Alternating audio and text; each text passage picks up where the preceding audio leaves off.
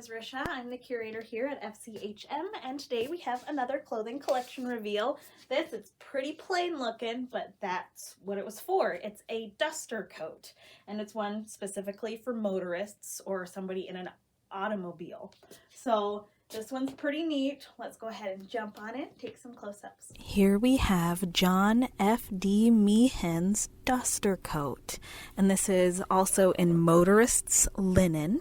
It's a cream-colored full-length duster with a collar. It has brown and tan colored buttons down the center front, large patch pockets, and a slit up the back. A duster itself is a light, loose-fitting long coat. The original dusters were full-length, light-colored canvas or linen coats worn by horsemen to protect their clothing from trail dust, and these dusters were typically slit up the back like this one, but to hip level for ease of wear on horseback. Now, with motorists, they were called dusters because the roads were unpaved usually, and the cars were usually open. And tan dusters like this one were the most popular because it would show the least amount of dirt that was brought up by the automobiles. Now, in talking about Mr. Meighen, or Judge John Felix Dryden Meighen, he was born in 1877 and passed in 1957. He is one that we have a lot of his history here at the museum.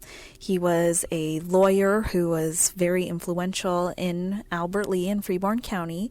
In the 1911 history of Freeborn County, he was, quote, recognized as one of the able attorneys of the state and one of the most prudent, studious, and careful lawyers to be found anywhere. As a counselor, his opinions are regarded as safe, sound, and reliable wherever he is known, unquote.